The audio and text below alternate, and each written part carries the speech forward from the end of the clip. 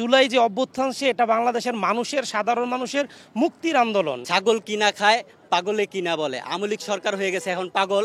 শিক্ষকরা যদি রাজনীতি করে, শিক্ষা ব্যবস্থা তো এমনিই ফ্যাসিস্ট সরকারে ধ্বংস করে দিয়েছে।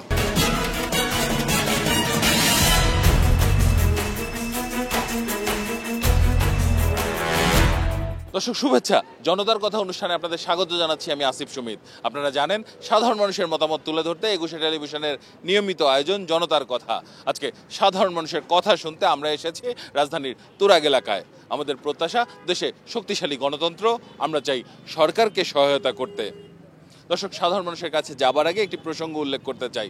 সম্প্রতি প্রধান উপদেষ্টার প্রেস সেক্রেটারি তিনি বলেছেন যে ভারতের তরুণদের বা কিশোরদের অনেক ভিডিও এখন আওয়ামী লীগের পলাতক নেতাকর্মীরা সামাজিক যোগাযোগ মাধ্যমে ছড়িয়ে দাবি করছেন যে জুলাইয়ে বাংলাদেশে একটি গ্যাং কালচার হয়েছে বা মব হয়েছে।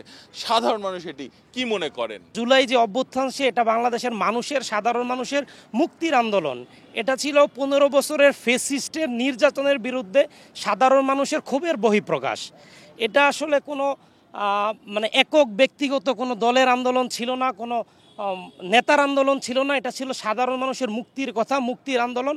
মুক্তির পথ বেছে নিতে গিয়া এই দেশের 15 বছরের ফ্যাসিস্ট সরকারকে এই দেশ থেকে উৎখাত করেছে। তো সেটাই ইন্ডিয়া সহ্য করতে না পেরে তারা এখন তাদের সোশ্যাল মিডিয়া প্ল্যাটফর্ম, তাদের কিছু গ্যাংদের দিয়ে ভিডিও তৈরি করে সেটা বাংলাদেশের গ্যাং হিসাবে তারা পরিচিতি করতে যাচ্ছে বিশ্বের দরবারে। এটা অবশ্যই নিন্দনীয় কাজ করছে ইন্ডিয়া। এটা কোনো ব্যক্তিগত কারো উপর আক্রোশ নিয়ে আন্দোলন হয় নাই, এটা 18 কোটি মানুষের আন্দোলন হয়েছে। এই আন্দোলনে স্বৈরাচার সরকার পতন হয়েছে, এই জন্য বাংলাদেশের মানুষ মুক্তি পাইছে। ফ্যাসিস্ট সরকার ভারতের দিয়া আমাদের জনগণের দিয়া আবার উসলে দিতেছে জনগণ। আর হের কথা শুনে, ভারতের ফ্যাসিস্টদের কথা শুনে আর একটা জুলাই আন্দোলন করার চেষ্টা করতেছে। জুলাই আন্দোলন এটা সাধারণ জনগণ, শ্রমিক, কৃষক, সাধারণ মানুষ সবাই এটার সঙ্গে ছিল, ছাত্র জনতার সঙ্গে ছিল। এবং এই আন্দোলন আরও আগেই দরকার ছিল ফ্যাসিস্টের বিরুদ্ধে। আন্দোলনটা শুধু একার আন্দোলন ছিল না, এটা সাধারণ মানুষের আন্দোলন ছিল। গত 17 বছর যেভাবে আওয়ামী লীগ সরকার ভারতের পৃষ্ঠপোষকতায় সাধারণ মানুষকে যেভাবে জিম্মি করে রেখেছে, পুলিশকে একটা হাইনালিক হিসাবে, একটা লাঠিয়াল বাহিনী হিসাবে মানুষের উপর যেভাবে অত্যাচার করেছে, এটা আসলে আমাদের আর কাম্য ছিল না। ছাগল কিনা খায় পাগলে কিনা বলে, আওয়ামী লীগ সরকার হয়ে গেছে এখন পাগল।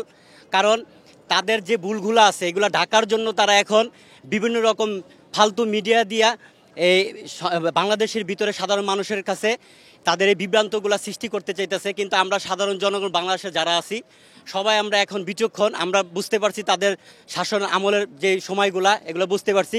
কিন্তু ইনশাল্লাহ আগামীতে তারা আর কিছুই করতে পারবে না। সাধারণ জনগণ আমরা সবাই এখন সচেতন আছি। বাংলাদেশের মানুষ একত্র হয়ে ফ্যাসিস্ট সরকারের পতন ঘটানো হয়েছে। ধন্যবাদ আপনাকে। দর্শক, আপনারা শুনছিলেন সাধারণ মানুষের প্রতিক্রিয়া, সাধারণ মানুষ তাদের মতামত জানাচ্ছিলেন। এবার আমি সাধারণ মানুষের কাছে আরেকটি প্রসঙ্গে যেতে চাই। আমাদের শিক্ষা উপদেষ্টা, বাংলাদেশের শিক্ষা উপদেষ্টা সিআর আবরার তিনি বলেছেন যে শিক্ষকরা রাজনীতি করতে চাইলে রাজনীতির মাঠে যেতে হবে, শিক্ষাঙ্গন যেন তারা রাজনীতি করে কুলুষিত না করেন, এমন মন্তব্য তার কাছ থেকে। মূলত সাধারণ মানুষ এই বিষয়ে কি মনে করেন? আমি মনে করি যে শিক্ষকরা রাজনীতি করলে সাধারণ ছাত্ররা ক্ষতিগ্রস্ত হবে। শিক্ষকের যে ছাত্র তার প্রিয় থাকবে, সেই আগে আসবে, যে তার একটু অপছন্দ তার কাছে না পড়বে, সে ক্ষতিগ্রস্ত। আমি চাই শিক্ষা প্রতিষ্ঠানটা রাজনীতিমুক্ত রাখা হোক সাধারণ স্বার্থে।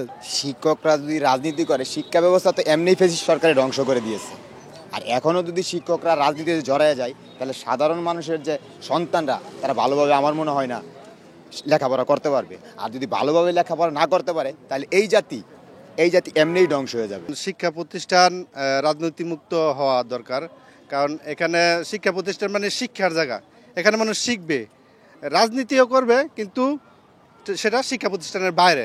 শিক্ষা প্রতিষ্ঠানের বাইরে করুক, কিন্তু শিক্ষা প্রতিষ্ঠানের ভিতরে দেখা গেছে রাজনীতি করাটা আমি সম্মত করি না। শিক্ষা প্রতিষ্ঠান যদি আপনার রাজনীতি দিকে যাইতে চাই, শিক্ষা ব্যবস্থাটা পুরাই ধ্বংস হয়ে যাবে। আর এটা না যাওয়াটাই ভালো। দেশের শিক্ষকরা রাজনীতিতে জড়াইলে আপনার দেখা গেল শিক্ষা প্রতিষ্ঠান আপনার ক্ষতিগ্রস্ত হইতে পারে। শিক্ষাঙ্গনে আপনার রাজনীতিটা না রেখে যদি শিক্ষকরা রাজনীতি করতে চায়, মাঠে এসে রাজনীতি করুক, জনগণের সাথে সবার সাথে মিশে রাজনীতি করুক। এটা শিক্ষাঙ্গনে রাজনীতি করলে চাঁদাবাজ হয়ে যায়, আপনার ছাত্ররা নষ্ট হয়ে যায়, শিক্ষার ব্যাঘাত ঘটে। শিক্ষকেরা রাজনীতিতে আসলে শিক্ষা প্রতিষ্ঠান ধ্বংস হয়ে যাবে। আমি চাচ্ছি যে শিক্ষকেরা যে রাজনীতি করলো, রাজনীতিটা শিক্ষা প্রতিষ্ঠানের বাইরে হোক। শিক্ষা হচ্ছে জাতির মেরুদণ্ড, শিক্ষা প্রতিষ্ঠানকে রাজনীতিতে না জানানোই ভালো হবে। শিক্ষা যেরকম সবারই দরকার, রাজনীতি যদি সবাই করতে চায় করুক, সমস্যা নাই। তো কোনো শিক্ষাঙ্গনে কোনো রাজনীতি চলবে না। তারা যদি রাজনীতি করতে হয়, মাঠ আছে, ঘাট আছে, বাজার আছে, তোমরা এখানে আসো। আপনারা রাজনীতি করবেন, শিক্ষাঙ্গনে রাজনীতি করবেন, এটা হলো একটা শিক্ষা প্রতিষ্ঠান। এখানে আপনাদের রাজনীতির জায়গা না। শিক্ষা প্রতিষ্ঠানে শিক্ষকের রাজনীতি সম্পূর্ণ বন্ধ করা হোক এবং শিক্ষা প্রতিষ্ঠানে যে হাই স্কুল এবং কলেজ, এগুলো শিক্ষা প্রতিষ্ঠান ছাত্ররা রাতে রাজনীতি না করতে পারে। ঢাকা ভার্সিটির মতো যারা ভার্সিটিতে পড়ে শুধু ছাত্ররাই রাজনীতি করবে। অনেক ধন্যবাদ আপনাকে। দর্শক, আপনারা শুনছিলেন সাধারণ মানুষের প্রতিক্রিয়া। সাধারণ মানুষ কিন্তু তাদের ভাবনাগুলো অসাধারণ, তাদের চিন্তা অনেক সূক্ষ্ম ও গভীর। দর্শক, জনতার কথা দেখতে প্রতি শনি, রবি, মঙ্গল এবং বুধবার চোখ রাখুন একুশে টেলিভিশনে। সঙ্গে থাকবো আমি আসিফ সুমিত।